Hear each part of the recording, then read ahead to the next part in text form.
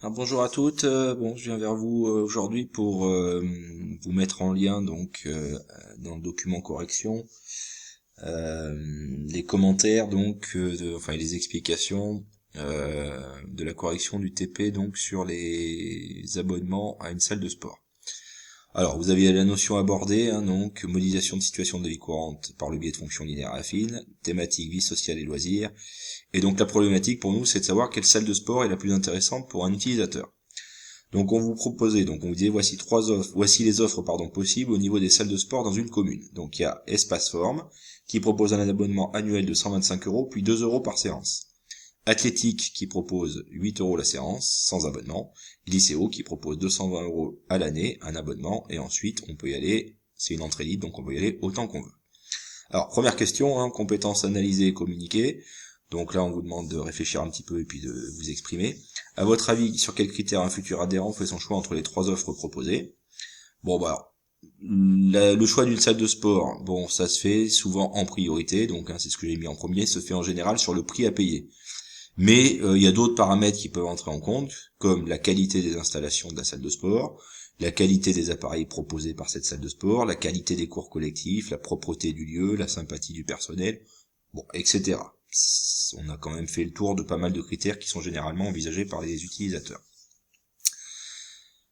Question numéro 2. Dans la suite de documents, donc, on va se fixer sur un critère qui est souvent le critère primordial, c'est le critère financier. Donc, dans la suite du document, nous considérons que le seul critère utilisé pour le choix sera le critère financier.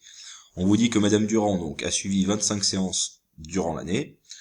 Première question, combien est-ce que cela va vous coûter chez Espace Forme? Donc chez Espace Forme, je vous rappelle, c'est 2 euros la séance, sachant que on a payé une fois pour toutes 125 euros, un abonnement de 125 euros, et ensuite chaque séance qu'on va faire c'est 2 euros. Donc 2 euros pour chaque séance, comme elle fait 25 séances, on fait donc 2 fois 25, plus on rajoute, mais une seule fois cette fois-ci, pas 25 fois, on paye l'abonnement une seule fois, donc on rajoute 125 euros.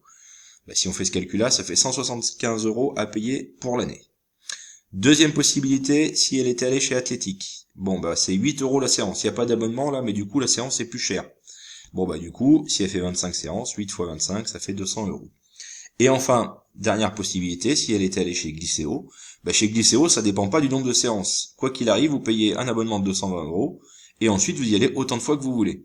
Donc du coup, là, pour l'offre Glycéo, c'était 220 euros, quel que soit le nombre de séances effectuées par Madame Durand. Donc là, en l'occurrence, pour 25 séances.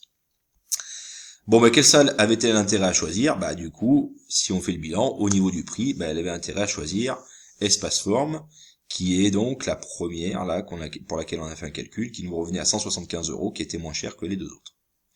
Bon, alors ça, c'est un calcul pour un cas précis, pour 25 séances. Mais si vous venez, puis quelqu'un vous dit, moi je vais en faire 20, ou moi je vais en faire 40, ou moi je vais en faire 50, si vous devez à chaque fois recalculer pour les trois salles de sport pour savoir laquelle est la mieux, du coup vous allez souvent perdre un peu de temps. Donc c'est là que l'utilisation de fonctions pour représenter ça devient intéressant.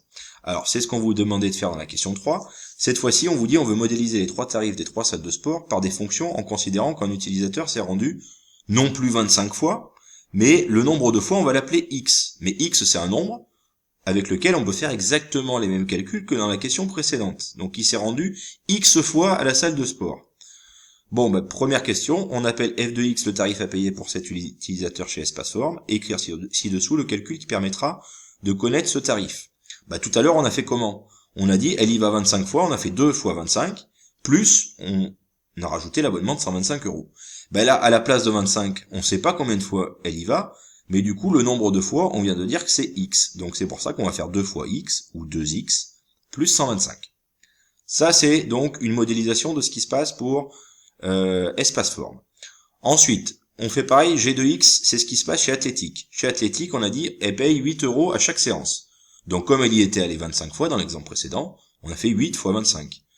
Là, on dit que le nombre de fois où elle s'est rendue à la salle de sport, on l'appelle x, c'est un nombre x à la place duquel on pourra mettre 10, 15, 20, 25, enfin ce qu'on veut, et on fait le même calcul. Donc tout à l'heure on a fait 8 fois 25, là on va faire 8 fois x, donc la fonction qui représente Athlétique c'est 8x.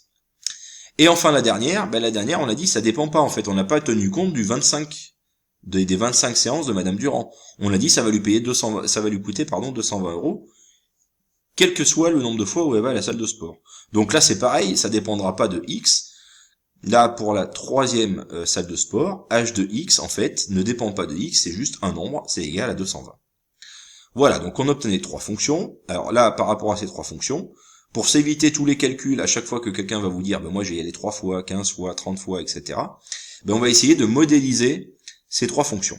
Alors, je vous ai fait une capture d'écran en bas du document, sur lequel vous aviez toutes les informations qu'on vous demandait de faire ici. Je vais le refaire avec vous en direct, histoire de bien se rappeler comment on utilise GeoGebra. Donc premier point, on vous demandait de tracer les représentations graphiques des trois fonctions. Donc f de x égale 2x plus 125, g de x égale 8x et h de x égale 220. Pour ça, je vous rappelle qu'il suffit de taper les formules des fonctions dans la barre de saisie sans mettre aucun espace.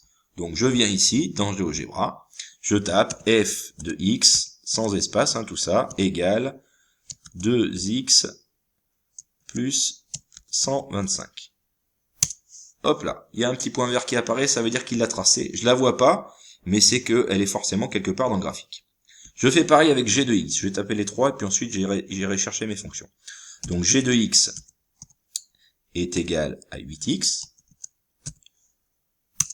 Hop là, il y a un petit point rouge, et là, celle-là, je la vois apparaître. Pourquoi? Parce que c'est une fonction, en fait, linéaire. C'est comme si on avait un nombre seulement que multiplie x, a fois x. Une fonction linéaire, ça passe toujours par l'origine du repère, donc c'est pour ça qu'on la voit. Alors que celle-ci, c'est une fonction affine. Elle va pas passer par l'origine du repère, c'est pour ça qu'on la voit pas forcément dans notre graphique. Et enfin, la dernière, h de x égale 220. Je fais entrer, et j'ai un point bleu, ça veut dire que c'est tracé. Alors du coup, on n'en voit qu'une, donc il va falloir qu'on bouge un peu le graphique pour essayer de mieux les voir. Donc je vous rappelle que pour bouger le graphique, donc on clique d'abord sur la double flèche là. Une fois qu'on a cliqué là-dessus, déjà je vais pouvoir déplacer mon graphique, parce que moi ce qui va m'intéresser, x, c'est ce qu'on met sur cet axe-là, c'est le nombre de séances que va faire une personne à la salle de sport. Forcément c'est un nombre qui est positif. Donc ça veut dire que tout ce qui est de ce côté, dans les nombres négatifs, on n'en aura pas besoin. Donc ça veut dire que je peux déplacer déjà mon graphique par là. Ensuite, je sais que le prix à payer, il sera pas négatif. Le prix à payer, c'est ce qu'on va lire sur l'axe des ordonnées. Ce sera f de x dans le cas de espace forme, g de x pour athlétique, et h de x pour glycéo. Donc quoi qu'il arrive, ça sera pas un nombre négatif. Donc c'est pareil, la partie qui est en dessous, là, dans les nombres négatifs pour l'axe des ordonnées, j'en ai pas besoin. Et maintenant que j'ai zoomé sur la partie où il y a que les valeurs positives qui sont celles qui vont m'intéresser ici, je vais dézoomer axe par axe. En allant sur l'axe, j'ai une double flèche qui apparaît qui me permet de dézoomer. Et puis là, pareil, si je vais sur cet axe, je peux dézoomer. Je vous rappelle qu'il vaut mieux faire comme ça que d'utiliser la molette, parce que la molette, elle dézoome de la même manière sur les deux axes. Du coup, parfois, c'est pas pratique, ça va pas nous donner une représentation satisfaisante. Alors, je vais commencer par l'axe des ordonnées, je descends, et...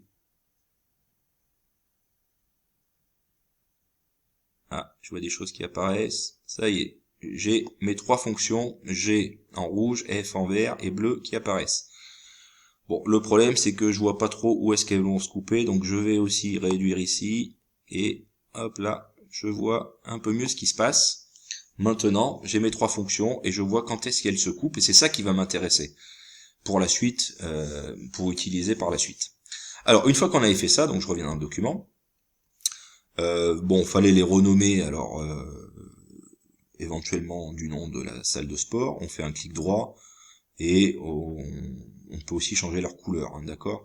Bon, si vous voulez, je peux les renommer, je vais peut-être manquer un peu de temps, donc la verte c'est la fonction f, si je la renomme c'est espace forme. Bon, je change pas la couleur, ça m'ira bien. La rouge c'est athlétique.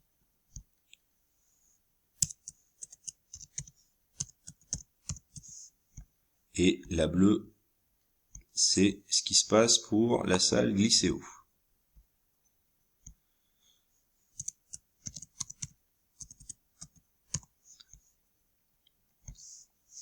Bon, alors, pour pouvoir utiliser ce graphique, ce qui va être important, c'est de savoir, si on veut savoir quelle est la salle qui est la plus intéressante par rapport aux autres, Le but, c'est de savoir quand est-ce que le prix est le plus petit. Le prix, en fait, c'est ce qu'on lit sur l'axe des ordonnées.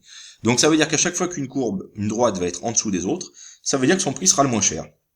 Par exemple, je vois que ici, la salle athlétique, ben c'est celle qui est la plus basse au départ quand on fait 0 séance, ou même quand on fait 1, 2, 3, 4, 5. Et c'est la plus basse jusqu'où? Ben si je suis la droite, c'est la plus basse jusqu'ici, où elle va couper la verte qui correspond à espace forme, et donc à partir de là, elle passe au-dessus de la verte, et maintenant donc du coup c'est la verte qui est moins chère, et elle est moins chère jusqu'où? Ben elle est moins chère jusqu'ici, à l'endroit où la verte va couper la bleue, qui par la suite va devenir celle qui va être la plus basse. Et ça restera, par la suite, ça restera toujours celle qui restera la plus basse. Je peux aller voir beaucoup plus loin, si je réduis encore, la bleue par la suite sera toujours la plus basse. Alors du coup, c'est intéressant d'avoir les coordonnées des points d'intersection qui sont ici. Donc c'est ce qu'on vous demandait de faire. Je mets le point A, point d'intersection, alors par exemple, entre f de x et g de x, hop là, on a le point A qui apparaît. Puis ensuite, je vais mettre le point d'intersection entre espace forme et glycéo, et puis enfin, entre athlétique et glycéo. Qu'est-ce qui se passe? Ça veut pas le prendre. Voilà, j'ai mes 3 points, j'ai leurs coordonnées, je sais que le point A a pour coordonnées 20,83, ça veut dire que là, son abscisse, c'est 20,83, son ordonnée, c'est 166,67. Ensuite, le point B, 47,5 et 220, et le point C, 27,5 et 220. Alors, c'est ce qu'on vous demandait de faire dans la suite du document. Donc, j'ai un peu anticipé, Placez les 3 points d'intersection A, B, C, D. Les coordonnées de ces 3 points, donc je les ai remis ici, j'ai arrondi. Donc le point A c'est 20,8, 166,7. Le point B 47,5, 220. Le point C 27,5, 220. En déduire pour combien de séances espace forme est plus intéressant que athlétique et glycéo? Bon bah du coup, espace forme c'est la verte. Quand est-ce qu'elle est en dessous des autres? C'est à partir du point A jusqu'au point B. Donc le point A, son abscisse c'est 20,8, donc on va arrondir, c'est à partir de la 21e séance, donc du coup, on va arrondir au-dessus. Et le point B a pour coordonnée 47,5, donc jusqu'à la 47e, elle est en dessous, et à partir de la 48e, elle va passer un peu au-dessus de la bleue. Donc là, pour la première formule, la droite représentant les tarifs d'espace forme est en dessous des deux autres pour x compris entre 21 et 47 séances, donc c'est dans cette fourchette de fréquentation que cette salle est la plus intéressante. On fait pareil maintenant avec athlétique par rapport à glycéo espace forme. Bon athlétique c'est la rouge. Quand est-ce qu'elle est la plus intéressante? C'est quand elle est en dessous, donc à partir d'ici, à partir de 0, jusque là. Donc ce point-là, comme c'est coordonné, le point A c'est 20,8, son abscisse. Du coup, on s'arrêtera juste un peu avant, à 20 séances. Entre 0 et 20 séances, c'est donc athlétique qui est la plus intéressante. Et enfin, pour glycéo, on a vu qu'un abonnement, ça coûte cher au départ, donc on le rentabilise que si on y va souvent à la salle de sport. Du coup, glycéo, c'est la bleue. Quand est-ce qu'elle est en dessous des autres? À partir de ce point-là, donc à partir de 47,5, donc c'est à partir de la 48e séance que ça devient plus intéressant. Et après, quel que soit le nombre de séances, ça sera toujours celle qui sera la plus intéressante. Voilà pour la question 3. Et donc on vous demandait de rédiger une conclusion générale proposant à une personne connaissant le nombre de séances de sport auxquelles elle pourra assister dans l'année, quelle est l'offre qui sera la plus intéressante pour elle. Plutôt que de faire ce que j'ai dit tout à l'heure, un calcul à chaque fois que quelqu'un va venir, va vous dire moi je pense que je vais y aller 20 fois dans l'année, moi je pense que je vais y aller 30 fois, moi je pense que je vais y aller 50 fois.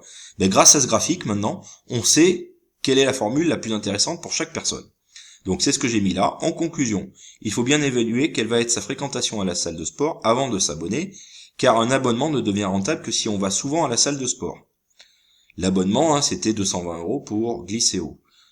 Là on vous disait pour une fréquentation de 0 à 20 séances, c'est ce qu'on a vu dans la question précédente, c'est la formule athlétique, c'est-à-dire que on paye pas d'abonnement, mais du coup on paye assez cher la séance. Pour une fréquentation de 21 à 47 séances, là, il faut choisir espace forme, où il y a un petit abonnement, 125 €, mais du coup, la séance, ensuite, devient moins chère, à l'unité. Et enfin, pour une fréquentation de 48 séances ou plus, il faut choisir glycéo, parce que, du coup, ça coûte cher au départ, 220 €, mais si on y va un très grand nombre de fois, donc plus de 48 fois ou plus, c'est celui qui devient le plus intéressant. Voilà. Je vous laisse là-dessus, et à bientôt pour une autre activité.